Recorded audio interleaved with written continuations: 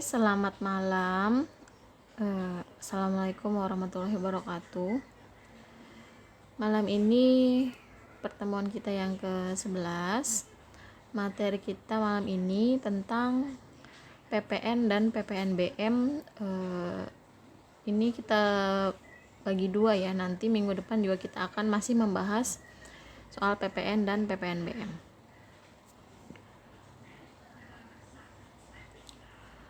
Jadi PPN atau pajak pertambahan nilai di sini merupakan pengganti dari pajak penjualan. Alasan penggantian ini karena pajak penjualan dirasa sudah tidak lagi memadai untuk menampung kegiatan masyarakat dan belum mencapai sasaran kebutuhan pembangunan.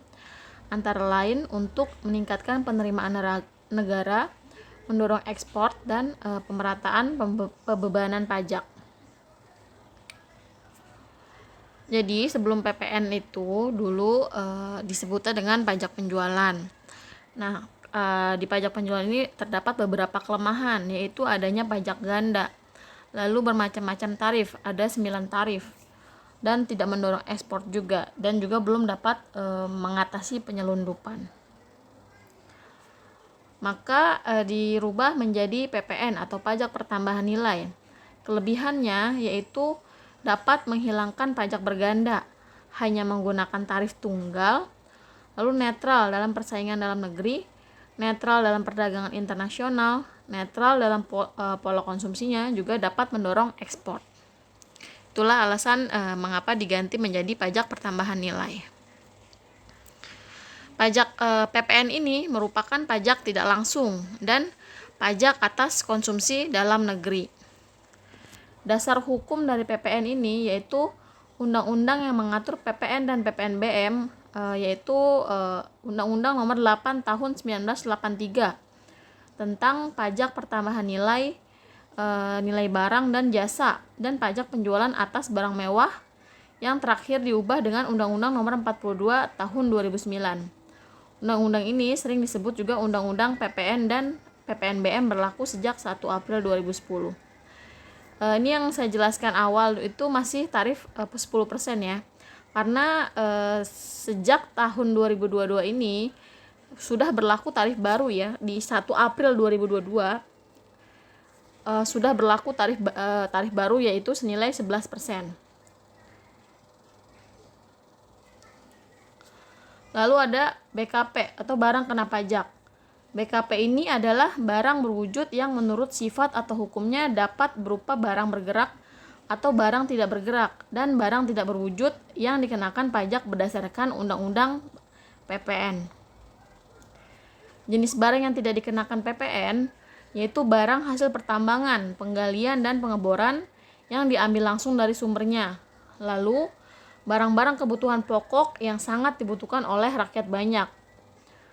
Lalu ada makanan dan minuman yang disajikan di hotel, restoran, rumah makan, warung, dan sejenisnya, meliputi makanan dan minuman yang dikonsumsi di tempat maupun tidak. Itu tidak termasuk makanan dan minuman yang diserahkan oleh usaha jasa atau catering. Lalu ada uang, emas batangan, dan surat berharga. Lalu ada juga JKP atau jasa kena pajak. JKP ini yaitu setiap kegiatan pelayanan yang berdasarkan suatu perikatan atau perbuatan hukum yang menyebabkan suatu barang atau fasilitas atau kemudahan atau juga hak tersedia untuk dipakai, termasuk jasa yang dilakukan untuk menghasilkan barang karena pesanan atau permintaan dengan bahan dan atas petunjuk dari pesanan yang dikenakan pajak berdasarkan Undang-Undang PPN dan PPNBM tahun 2009. Ini ada beberapa jenis jasa yang tidak dikenakan PPN. Yaitu ada jasa di bidang pelayanan kesehatan medik.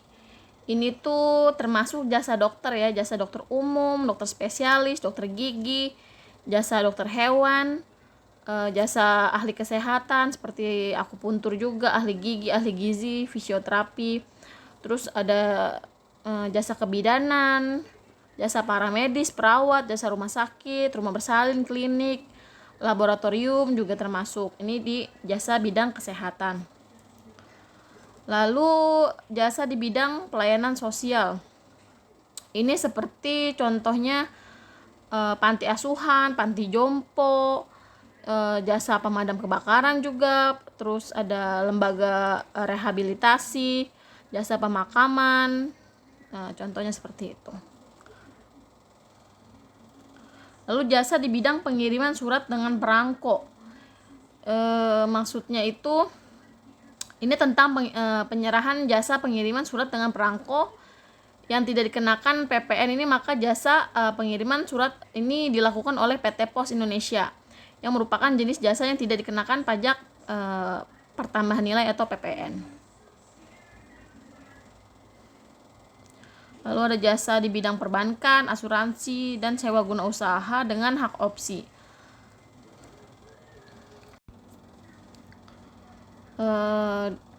Ini maksudnya contohnya misalnya jasa penyediaan tempat untuk menyimpan barang dan surat berharga atau safe deposit box. Lalu ada jasa penitipan untuk kepentingan pihak lain itu yang berdasarkan kontrak, jasa wali amanat, seperti itu. Lalu ada jasa di bidang keagamaan dan jasa di bidang pendidikan. Itu ya seperti sekolah, kursus-kursus seperti itu. Lalu ada jasa di bidang kesenian dan hiburan yang tidak dikenakan pajak tontonan termasuk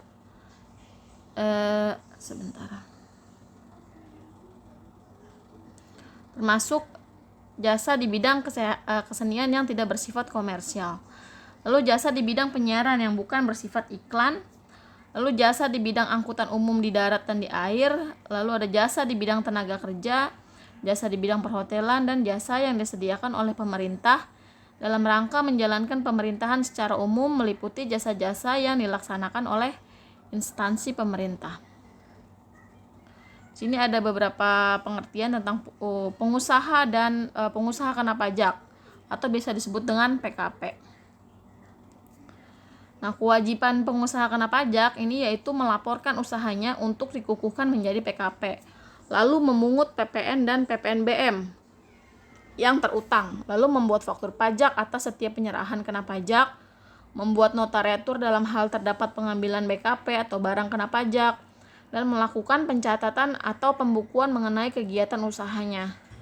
Juga harus menyetorkan PPN dan PPNBM yang terutang dan menyampaikan surat pemberitahuan masa PPN.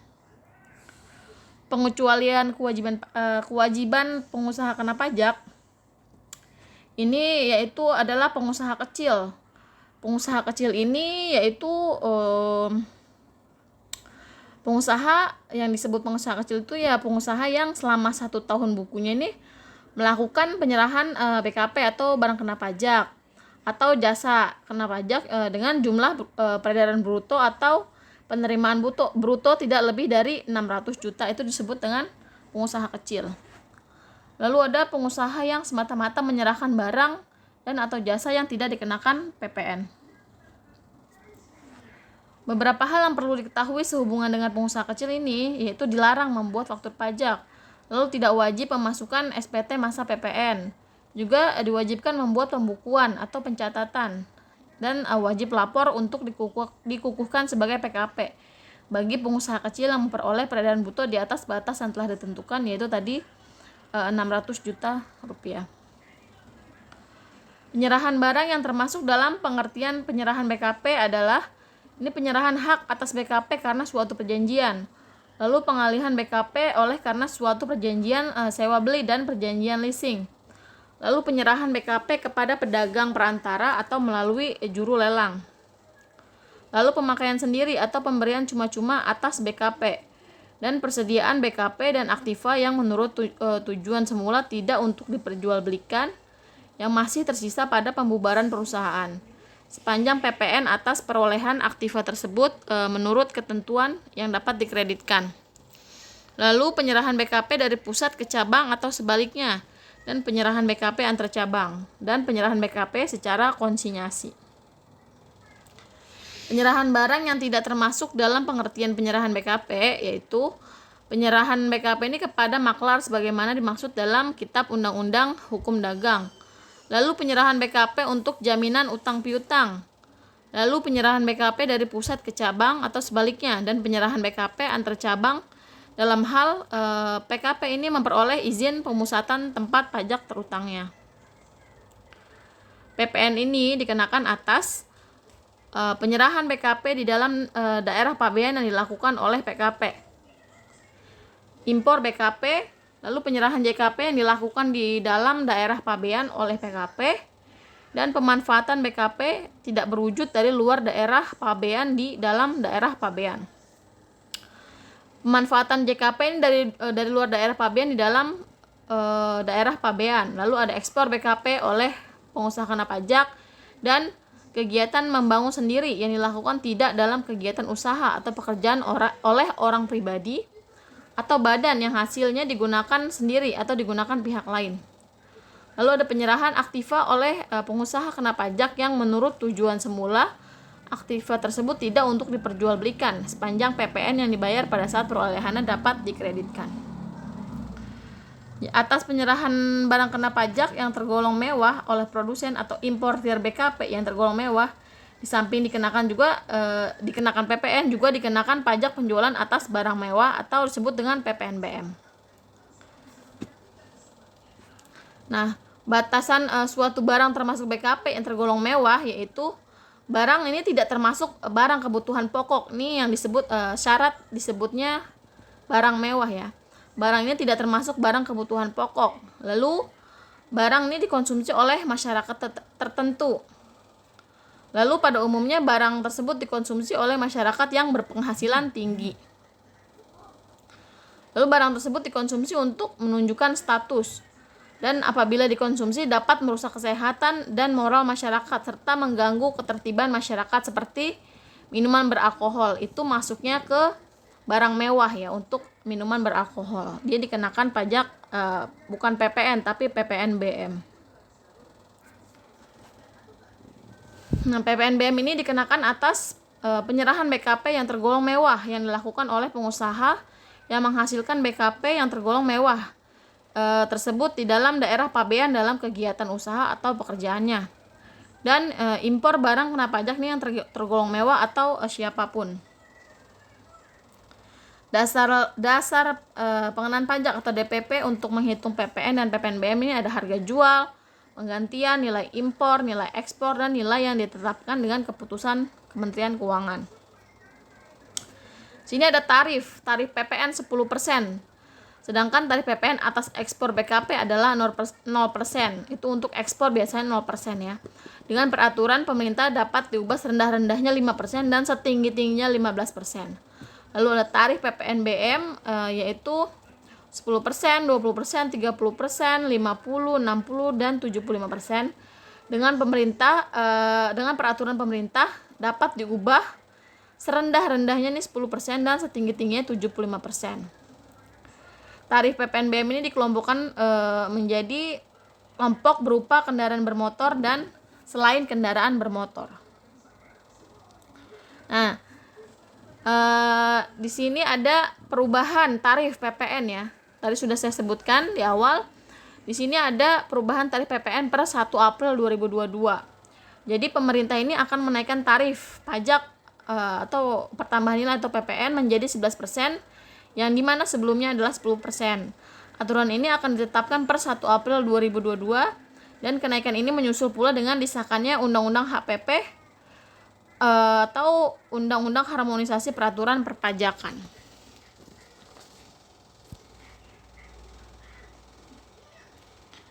Nah, tarif PPN 2022 ini menyesuaikan tarif PPN yang merupakan amanat pasal 7 Undang-Undang Nomor 7 Tahun 2001 tentang Undang-Undang HPP atau Harmonisasi Peraturan Perpajakan. Jadi banyak tarif-tarif pajak yang berubah ya, termasuk si PPN ini. Jadi kebijakan tersebut merupakan bagian yang tidak terpisahkan dari reformasi perpajakan dan konsolidasi fiskal sebagai fondasi sistem perpajakan yang lebih adil, optimal, dan berkelanjutan. Tapi tetap ada barang dan jasa tertentu yang tetap diberikan fasilitas bebas PPN ya. Nanti kita bahas lagi untuk apa-apa saja barang atau jasa yang tidak dikenakan dalam masuk ke dalam pengecualian di tarif baru. Di sini ada mekanisme pengenaan PPN. Lalu sini ada cara perhitungannya. Pajak pertambahan nilai yaitu dasar pengenaan pajak DPP dikalikan dengan tarifnya. Begitu juga dengan PPNBM, DPP dikalikan dengan tarif. Nah, sebenarnya dalam menghitung pajak terutang atas nilai tambah atau value added dikenal juga 3 metode. Di sini ada addition method, subtraction method, dan credit method atau indirect subtraction method. Sini ada total jumlah pembelian dan pengurangnya. Sorry, penambahnya. Jadi di sini dapat harga jual net 7.500, sorry. Kalau dengan addition method ini langsung aja 10% dikali dengan total biaya dari 3.500 ya, jadi dihasilkan PPN-nya 350. Begitu juga dengan subtraction method. Kalau di sini dia metodenya dengan dari selisih harga jual dan harga beli dikali dengan persentase PPN, itu didapatkan 350. Kalau credit method ini persentase PPN dikali dengan penjualan lalu dikurangi dengan persentase PPN dikali dengan pembelian, sama-sama hasilnya yaitu 350. Oke, materi sudah sampai situ saja. Di sini ada istilah-istilah dasar ya untuk PPN ini. Situ ada daerah pabean, BKP, JKP, impor ekspor, perdagangan, PKP, DPP, faktur pajak, pajak masukan, pajak keluaran, dan pemungut PPN. Ini tugasnya kalian hanya mencari definisi, apa sih pajak masukan, apa sih pajak keluaran, apa sih daerah pabean, itu aja definisinya. Oke, saya sudahi materi kita malam ini. Terima kasih. Silahkan dilanjutkan dengan presentase kelompok. Saya persilahkan.